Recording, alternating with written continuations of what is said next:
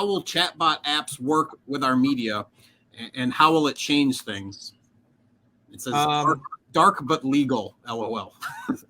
I mean, chatbots, when you say that, I think the reality is there's going to be tools that you can integrate into your website that, much the same way you could type into ChatGPT or Bard or anything like that to ask it questions, you're going to be able to integrate that into a chatbot so that when somebody's inquiring with your company, you're going to be able to have AI literally speak to it conversationally almost to answer questions back and forth.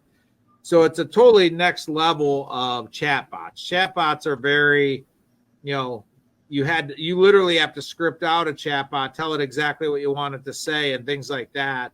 AI has the ability to, if you will, quote unquote, think and answer the question based on, the knowledge that it has or the data that it has. So I think that is going to change things, Billy, but I feel like companies have to be careful that they don't just go, both feet in and, AI, in my opinion, in most service-based industries is never going to be a substitute for human interaction. You're never going to get, in an ideal world, you could utilize it to take somebody down the first couple steps of a sales journey, but then a human needs to come in and take over that interaction and take over that correspondence with somebody. But it can potentially prevent you from having to be involved on those first couple steps of the conversation. But I think some people might take it too far and think, okay, I don't even need to talk to customers anymore. AI is going to do everything. And I would not advise you to go that direction. So there are going to be some great tools. There's already some good tools. They literally are getting better by the day. But Billy, to answer that, you're going to be able to integrate in a talk to us now button on your website that literally brings somebody right into an AI driven conversation that allows them to sort of ask questions and get responses back. Yeah. I was going to say, use it as like a receptionist. So you're not going to have a reception. You might, but I think it as more of directing them to a place where you can answer the question a little bit faster and easier. And it takes that 5-10 minutes of how many ever customers you have coming in. It kind of takes that time away and puts it into the AI. And then that way, what the person's looking for, and it gives you background on where they're at. And then you can go in and kind of pitch the sale from that standpoint. But don't think of them as a salesperson. Think of them as an admin assistant or something that can kind of filter through and answer the call or answer the text. And then that way you can save some of that time versus, like you said, don't use it to replace yourself. Use it as a way to kind of save some of the time of getting information from them. And you said, I'm wondering if it would be used as I'm not sure what that is. Good tool. He tried good tool. To replace it.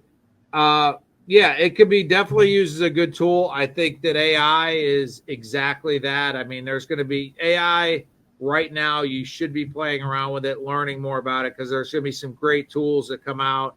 Heck, I was even thinking while we were talking, the answer the public thing.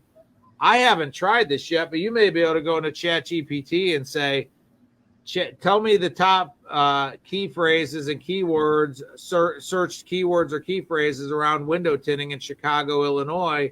And ChatGPT may do that for you in about 30 seconds and tell you which are the top search terms without you even having to do keyword research. I don't know if it'll do that or not. I haven't tried that. But as I'm thinking that's the kind of thing that AI is going to be beneficial for, rather than you having to dig around and try to find everything. A lot of times you're going to be able to just use that tool to say, tell me what da-da-da-da-da, and it's just going to, spit out an answer for you. Yeah, I think it's key, but also remember, this probably goes back to a past podcast and one that we can do in the future, is make that prompt super specific. I want to find window tint key phrases in Chicago, Illinois that are SEO optimized. It might have to be a paragraph that you type in, but you're going to get much better results the more specific and the more that you break down exactly what you're looking for if you're using ChatGPT, because that will save you time. As far as answer the public is going to be a pretty broad thing, but use it in the same way as ChatGPT, because it's essentially the pre-version of ChatGPT as far as it kind of did a broad search on all the Google searches that were out there and kind of put those together, whereas ChatGPT can kind of do that as well, but much faster and much more specific if you put that in your prompt. Yep. I think that I know there's been some conversation going on online. I actually posted something and people were commenting on it. I think some people are drawing hard lines in the sand about either they're getting on board with AI and going all the way in. And there's some people that are like, I'll never use AI because, I feel like customer interaction is the best. What I would advise you to do is, even if you're not ready to utilize AI or any of the tools right now, make sure you're educated about what it can do. I mean, don't, it's so much more than ChatGPT. Don't, think about AI as far as spending 10 minutes with ChatGPT and make a determination about AI. I mean, one of the things I'm going to talk about, if you guys happen to be at WFCT this year, I'm going to be speaking the kickoff session on Wednesday. And one of the things I'm going to talk about is AI. And I'm going to share 4 or 5 really good practical tools that you can use in your business that are not ChatGPT, like just, to write stuff, but are actual tools driven by AI that you can use to help your business. We've touched on that on a couple of past episodes with regard to photography and what you can do with images. But I really feel like most people should be educating themselves about what it can do with regard to the tools, because it's going to allow you to accomplish more in the same amount of hours that you're currently spending. And that's where it's going to be valuable for you, is it's going to allow your hours. You're going to be able to, time is the most valuable resource we all have. If we can utilize tools to claw back some time, that's where it's going to be valuable.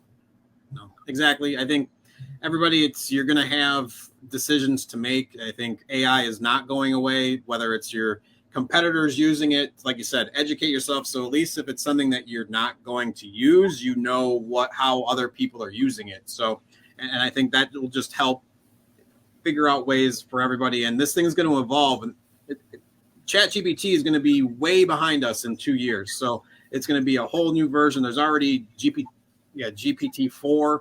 So it's already been upgraded once, and it's going to continue to get better and better and more human-esque. But it's like you said, it's not going to be a human, at least for a few years. But it's going in a way that's progressing in a way that's might be faster than a lot of us are expecting or wanting it to.